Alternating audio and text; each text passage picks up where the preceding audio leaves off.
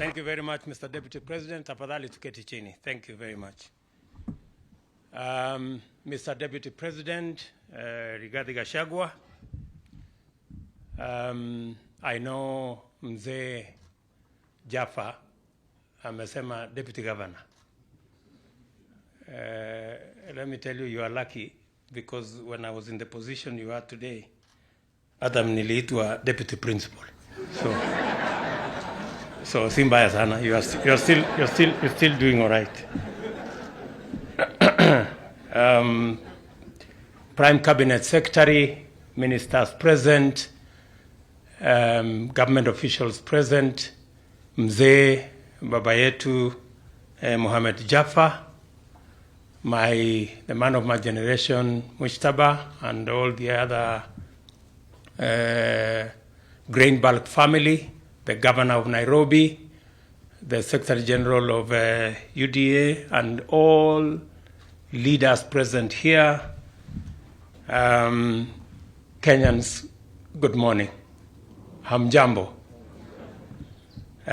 Mzee Jaffa, nimekusikiza kwa makini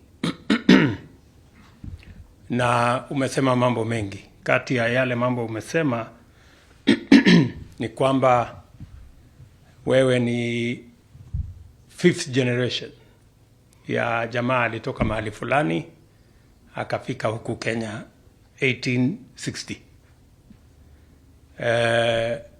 Nataka ujue ya kwamba sio nyinyi peke yake mlifika huku, hata sisi wote tulifika, kwa sababu huyu Rigiji na Musalia walitokea kule Central Africa, mimi na wengine tulitoka kule Sudan.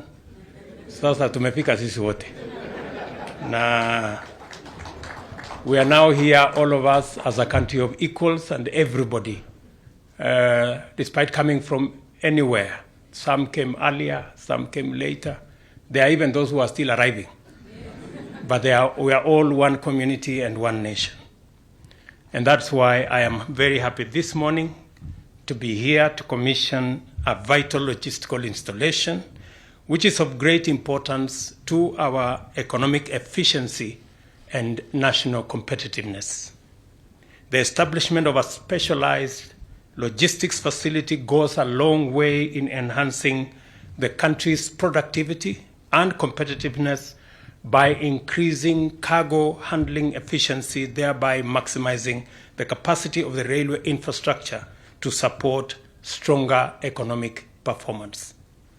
Kenya is the gateway to East and Central Africa, and through our port of Mombasa, we are able to serve our own inland territory as well as neighboring countries by facilitating both inbound and outbound movement of goods and people. This way, our national transport system performs a vital economic role in supporting our region's exports and imports, as well as promoting regional integration. Additionally, Kenya aspires to ensure its international competitiveness in various important sectors. We recognize the role of infrastructure in providing the connectivity required to anchor levels of efficiency that can keep our economy competitive on a continuous basis.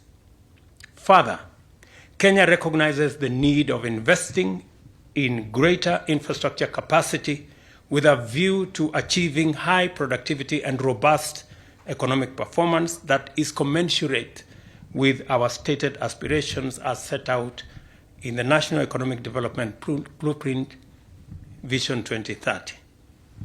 Developing seamless transport and communications connectivity is inevitable in the interest of stimulating productivity along every value chain across various sectors throughout the country. It is also critical to enhance national and regional socio-economic integration. We have been committed to reducing the time needed for goods and services to move from producers to consumers, and a dense network of effective infrastructure is a necessary imperative. railway transport remains the most efficient means of transporting large volumes of cargo across territories. It was time for Kenya to upgrade its railway transport system and improve general transport efficiency by constructing a cheaper, faster, high-capacity standard gauge railway in order to manage the exponential growth of imports and export trade. The Mombasa Railway Standard Gauge Railway is now in place. However, this essential national asset is performing significantly below its capacity. I am told by the management of Kenya Railways that it's currently at almost 40%, partly because of present levels of economic activity remains inadequate, but also because it lacks requisite provisions for facilities to unlock its full potential.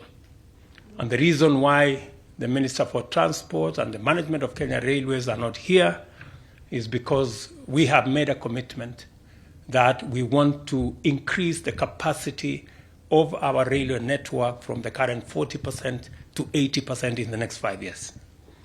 And they are on a journey to sound the market on how we are going to seamlessly integrate the Port of Mombasa and our railway system, including railway sidings like the one that we have shown here, built by Grain Bulk.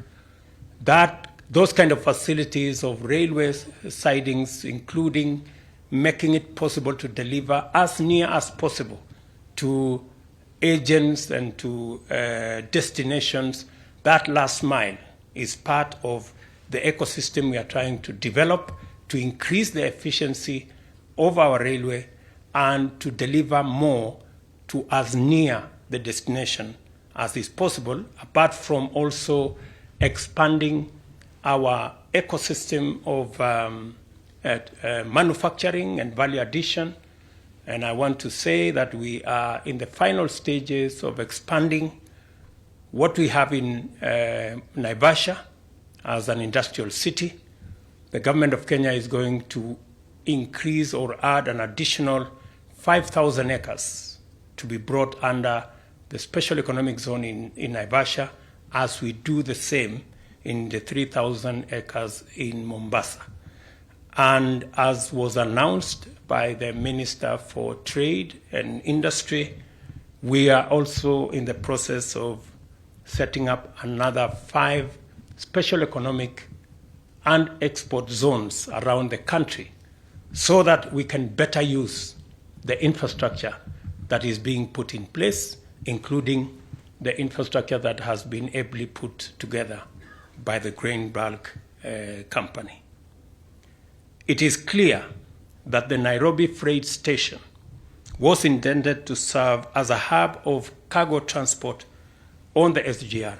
However, it cannot perform the function of a rail freight terminal because specialized facilities for handling bulk freight and container cargo were not developed. And I want to thank this great company for being among the first to invest in that space.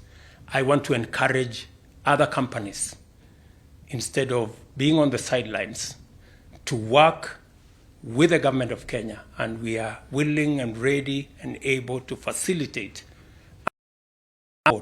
so that we can have a competitive environment that gives us best results. I remember having a chat with my good brother Mujtaba, and I asked him whether he has any problem with competition. He says to me, competition makes him better. And I think that is the spirit that we... Further to this, there remains urgent need to effectively complement the evacuation of significantly increased and rapidly growing cargo throughput at the Port of Mombasa by developing specialized bulk handling as well as receiving facilities both in Nairobi as well as in other discharge points.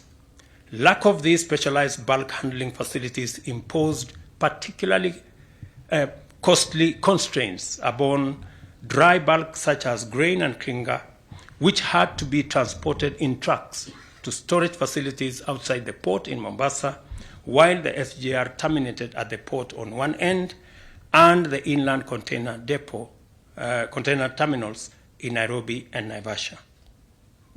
In the absence of these facilities, not even the completion of the SGR port relief lines could ease the dire logistical constraints experienced at the port and in the inland terminals. Development of SGR logistics and commercial hubs to provide adequate storage, warehousing, handling, and other facilities is therefore essential in the utilization of the full capacity of the SGR. In turn, the enhanced viability of SGR will provide the definitive indication of our economy's strides towards sustainable competitiveness. The Government of Kenya has identified partnerships with the private sector as a highly appropriate delivery model for many projects under the 5 pillars of the bottom-up economic transformation plan. Private capital is particularly ideal for developing SGR logistics and commercial hubs to be located on the wayleave within reasonable intervals along the SGR line. The hubs must contain adequate logistics, dry port, storage and handling, loading and offloading, as well as such other facilities that are needed to maximize the utilization of the SGR. The Cabinet has granted the necessary approvals to the Kenya Railways Corporation, and I am pleased to note that many qualified investors have expressed interest, and we intend to process those interests into reality so that we can enhance, as I have said, our competitiveness. Among the investors, Grain Bulk Limited is one of the most experienced with demonstrated technical and financial capacity in performing all the activities which constitute the envisaged business of a hub. As a first mover, the company has already developed facilities at the inland container terminal at Embakasi, exactly where we are. I also commend the company for its substantial contribution to the development of port and railway logistics through 2 specialized dry bulk terminals. The company has significantly improved discharge port services in Mombasa. With modern automated infrastructure, it has revolutionized fast discharge of vessels, thereby reducing freight costs, eliminating vessel demurrage, and making Mombasa the region's preferred discharge port for commercial and humanitarian relief cargo. Congratulations to Grain Bulk. In addition to its 258,000 metric ton terminal for handling grain and 155,000 ton terminal for clinker and fertilizer, both of which are at the port of Mombasa, Grain Bulk handlers have completed the construction of this facility, a 134,000 metric ton terminal here in Embakasi, equipped with numerous efficiency-enhancing features, including pioneering investments in capacity to handle railed bagged cargo and the acquisition of specialized bulk containers, which we saw here, and somebody told me they have the patent for it. Maybe we will ask you to share with the other fellows who want to use the same facility. Grain bulk handlers have demonstrated the capacity of the private sector through both local and international investors to provide transformative solutions to economic productivity and enhance Kenya's competitiveness. We welcome more private sector investors to pursue opportunities in our transport, logistics, and associated sectors. The Nairobi and Eldoret railway cities are some of the logistics and commercial hubs whose development is scheduled to commence this year and offers attractive investment opportunities. To encourage them, we have established a sound, predictable, and stable institutional framework with attractive incentives and guarantees to facilitate successful investment. Additionally, I direct the Cabinet Secretaries for National Treasury and Economic Planning and the Cabinet Secretary for Roads and Transport to identify land along the railway to be designated for the development of these hubs throughout the railway transport corridor, from Mombasa all the way to Malaba. As we implement this important project, we shall also facilitate our customs areas to evolve into vibrant trading and transshipment hubs, serving the entire East and Central Africa region. We are therefore confident about the possibilities that lie in the future and encouraged by the potential that we can unlock through visionary private investment, as we have witnessed today. And I want to say thank you very much for the offer you have made on getting more people to do what, by God's grace, God has enabled you to do. The offer to support others, to provide your own resources, to support others to be able also to realize their dreams is very welcome. I want to tell you that already the Hustler Fund has lent 23 billion shillings to many Kenyans, to actually 15 million Kenyans so far. And I was looking at the numbers. Nairobi alone has borrowed 4 billion shillings to close to 2 million Nairobians. And the very good news is that, contrary to the assertions of some of our politicians that told Kenyans to take the money and go make merry with it, 80% of Kenyans are actually paying back that money and continuously borrowing. We have about 7 million Kenyans who are repeat 4, 5, 10, 15. In fact, we have one Kenyan who has reached almost 100 times borrowing and paying, because they know what it means. What we have done, we have presented a budget to Parliament, our first ever budget, and we have been careful not to make the mistakes that were made in the past. We have reduced our deficit from close to 1 trillion to 600 billion.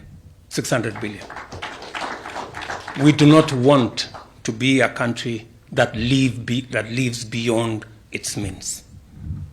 Last budget, we had a deficit of almost 1 trillion shillings. In this budget, we have reduced it to 600 billion, and we have committed that our next year budget will continue to have even a lesser deficit, because we need to cut the cloth, the size that fits us. We cannot continue to live beyond our means. We have also been careful to look at some of the taxes that impede national development, and we have removed or reduced some of the taxes. As you will be seeing, we have presented to Parliament to reduce taxes on gas, because we believe there is an opportunity for clean energy that also supports our quest to make Kenya a green economy.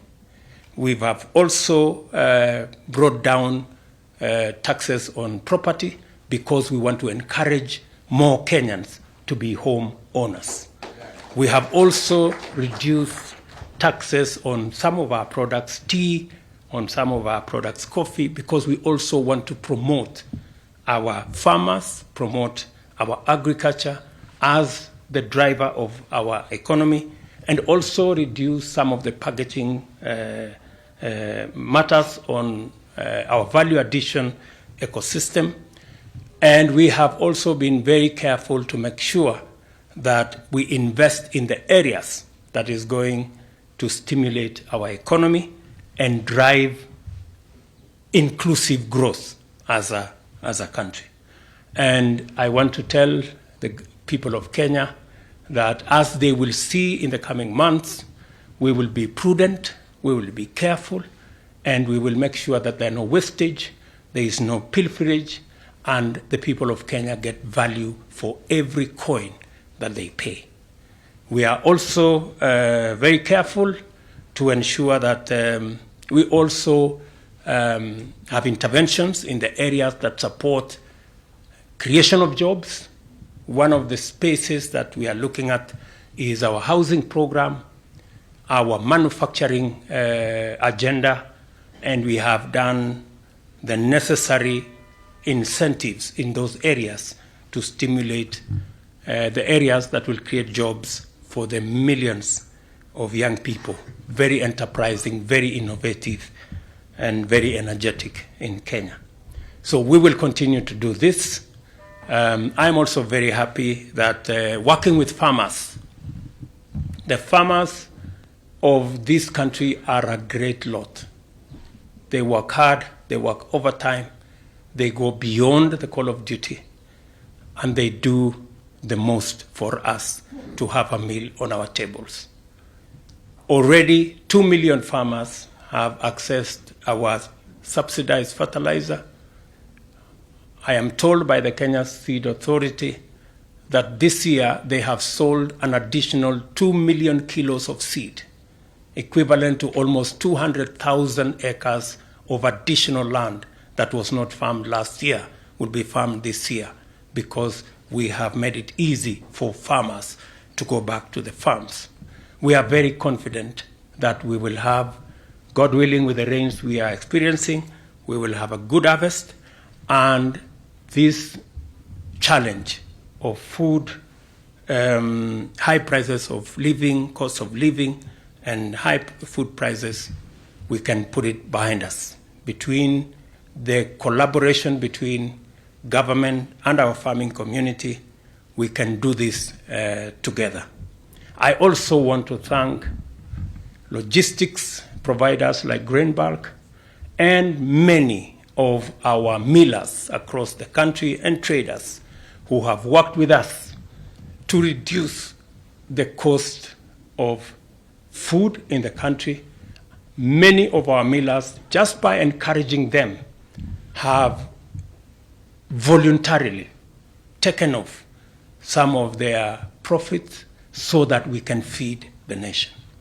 And as my deputy has said, it has costed us not even 1 shilling to reduce the cost of unga from 230 to 150. Instead of subsidizing unga, which is consumption, we decided to subsidize production, because that is the model that works.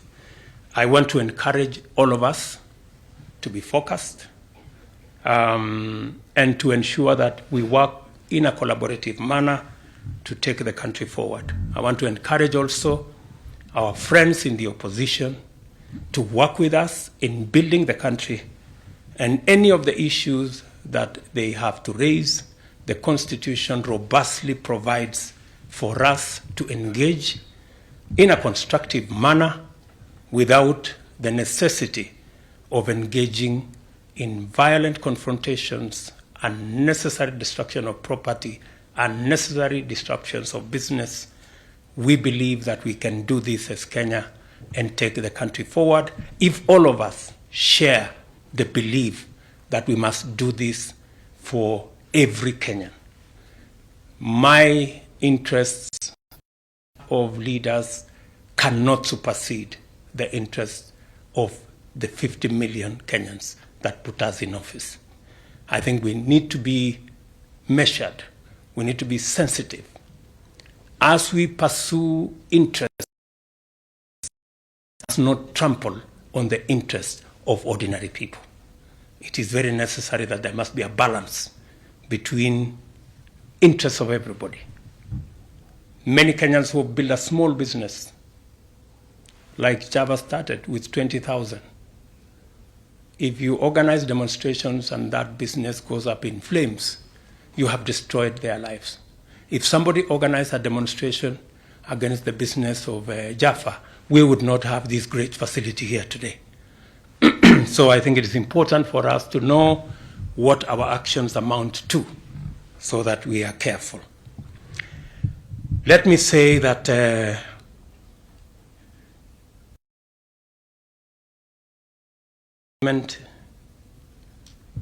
in this space, and in order to configure the optimal partnership format and delivery model for our nation's bottom-up economic agenda, it is necessary for all of us to work together in a collaborative manner from all sides.